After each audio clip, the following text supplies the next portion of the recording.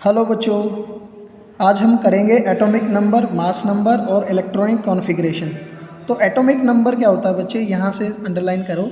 The number of proton in one atom of an element is known as atomic number of that element. तो एक element के atom के अंदर जितने proton होते हैं, मतलब एक एटम में जितने प्रोटॉन होते हैं वो उसका एटॉमिक नंबर होता है। Atomic number of an element is equal to number of protons in one atom. ठीक है, एग्जाम्पल के लिए जैसे कि सोडियम में 11 प्रोटॉन होते हैं, sodium has 11 protons, the atomic number of sodium is 11। ठीक है, similarly carbon element has 6 proton in it, so the atomic number of carbon is 6। Underline करो, the number atomic the atomic number of an element is denoted by the letter Z। Z से denote करते हैं। जैसे sodium के लिए 11 है तो हम लिखेंगे the atomic number for sodium is Z equal to 11। ठीक है, all the atoms of same element have the same number. तो एक एलिमेंट के सभी एटम्स का जो है एटॉमिक नंबर सेम रहता है, because they have the same number of proton in their nuclei and hence they all have the same atomic number. No two elements can have the same atomic number. किसी दो element का same atomic number नहीं होता। तो ये एक unique ID भी बन गई है एक तरीके से। जैसे ही हम कहेंगे कि किसका एटॉमिक नंबर 11 है, तो सीधा सीधा बात है हो रही है कि वो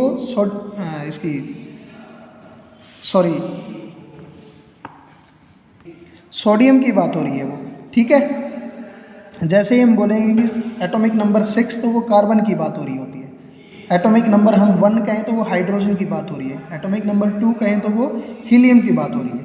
ठीक है, तो किसी के भी एटॉमिक नंबर सेम नहीं होते हैं, सबके डिफरेंट होते हैं। Atomic number can be use to identify an element. तो अब यहाँ पे आओ, the atomic number of an element does not change during a chemical reaction, it remains the same. Chemical reaction में हमें पता है कि सिर्फ इलेक्ट्रॉन्स पार्टिसिपेट करते हैं, प्रोटॉन्स का कोई लेना देना नहीं है, इसलिए एटॉमिक नंबर हमेशा सेम रहता है। So it tells us the number of proton in one atom of the element and it tells us the number of electron, क्योंकि electrons and proton same number होते हैं। ठीक है, तो इससे प्रोटॉन का भी पता चलता है और इलेक्ट्रॉन्स का भी पता चलता है। अब बात है mass number. The total number of proton and neutrons present in one atom are mass number.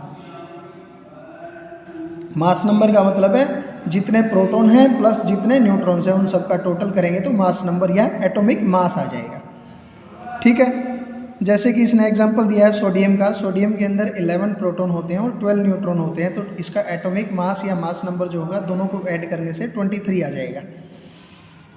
The mass number of an element is denoted by the letter A। इसको A से डिनोट करते हैं मास नंबर को। इसका दूसरा नाम है atomic mass, या तो इसे मास नंबर कहें या एटॉमिक मास। मतलब 23 यूनिट का ही मास होता है सोडियम के अंदर। ठीक है, so we can say that for sodium A is equal to 23.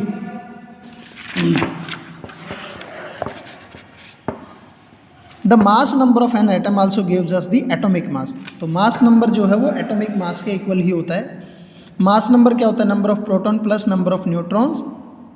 Mass number is equal to atomic mass. Relationship क्या है मास नंबर और एटॉमिक नंबर के बीच में? मास नंबर मतलब एटॉमिक मास और एटॉमिक नंबर के बीच में क्या रिलेशन है? रिलेशन ये है कि एटॉमिक नंबर तो जो है वो सिर्फ नंबर ऑफ प्रोटॉन्स होते हैं और मास नंबर में एटॉमिक नंबर भी काउंट होता है और नंबर ऑफ न्यूट्रॉन्स भी काउंट होते हैं। तो ये रिलेशन है इनके बीच में। तरीका क्या है लिखने का? किसी एलिमेंट को उस एलिमेंट का सिंबल लिखेंगे, उसके नीचे लिखेंगे उसका एटॉमिक नंबर यानी कि Z और उसके ऊपर लिखेंगे उसका मास नंबर यानी कि A। जैसे कि कार्बन है, कार्बन के एटम में एटॉमिक नंबर इसका 6 होता है और इसका मास नंबर होता है 12। तो कार्बन को लिखने का तरीका ये है कि C लिखेंगे, उसके नीचे 6 इसका एटॉमिक नंबर और ऊपर 12 जो कि इसका मास नंबर या एटॉमिक मास होता है। ठीक है, arrangement of electrons in the atoms. Arrangement कैसे किस तरीके से करते हैं? First energy level is K shell, second is L, third is M, fourth is N। ठीक है, the outermost shell of an atom is at the highest energy level. ये वाला अंडरलाइन कर लो आप, यहाँ से लेके यहाँ तक। The energy level represented by circle. The shell are counted from the center outwards. The K shell having the minimum energy. K की सबसे कम एनर्जी होती है तो ये न्यूक्लियस के ज़्यादा पास है, जिसकी एनर्जी ज़्यादा होती चली जाएगी वो दूर होता चला जाएगा। ठीक है। इलेक्ट्रॉनिक कॉन्फ़िगरेशन ऑफ एलिमेंट्स का जो फॉर्मूला है बच्चे वो है the maximum number of electrons which can be accommodated in any energy level of atom is given by 2n square. ठीक है। अरेंजमेंट का मतलब है कि एक शेल के अंदर कितने इलेक्ट्रॉन्स हम रखें, इसे अरेंजमेंट ऑफ इलेक्ट्रॉन्स कहते हैं। ठीक है। एक तरीका है कि फर्स्ट शेल के अंदर सिर्फ मैक्सिमम इतने इलेक्ट्रॉन्स आ सकते हैं, सेकंड के अंदर इतने आ सकते हैं, थर्ड के अंदर इतने, फोर्थ के अंदर इतने इलेक्ट्रॉन्स आते हैं। तो ये अरेंजमेंट है या इसका कॉन्फ़िगरेशन है electronic configuration. The arrangement of electron in the various shell of an atom of element is known as electronic configuration. The number of electrons in an atom of element is equal to the atomic number of element. अब इनमें रखना क्या होता है वो हमें ये पता चल गया होगा कि हमें इलेक्ट्रॉन्स फिल करने हैं कि किसके अंदर, कौन सी शेल के अंदर कितने इलेक्ट्रॉन्स हम रखें। तो सबसे पहले हमें ये पता होना चाहिए कि किसी गिवन एलिमेंट के अंदर उसका एटॉमिक नंबर कितना है। उसी से हम पता कर पाएंगे कि उसमें कितने इलेक्ट्रॉन्स हैं और उनको किस तरीके से अरेंज करना है। तो फॉर्मूला मैंने आपको बताया 2n स्क्वायर। तो फर्स्ट शेल के लिए n इज इक्वल टू 1। तो फर्स्ट एनर्जी लेवल में 2n स्क्वायर 2, तो मैक्सिमम जो है 2 इलेक्ट्रॉन्स आ सकते हैं फर्स्ट शेल के अंदर। सेकंड शेल में n is equal to 2, 2 square 4 into 2। तो सेकंड शेल के अंदर या n शेल के अंदर, सॉरी l शेल के अंदर KLMN ऐसे है ना, तो l जो शेल है उसके अंदर 8 आ सकते हैं मैक्सिमम, थर्ड में 18 आ सकते हैं और फोर्थ शेल में यहाँ पे 4 का स्क्वायर करेंगे तो 32 मैक्सिमम इलेक्ट्रॉन्स हम फिल कर सकते हैं। ठीक है। यहाँ पे आ जाओ। The maximum number of electrons which can be accommodated in K shell is 2, for L is 8, for M is 18 and for N shell is 32।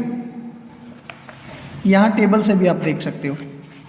The outermost shell of an atom can not accommodate more than 8 electrons even if it has the capacity to accommodate more electrons.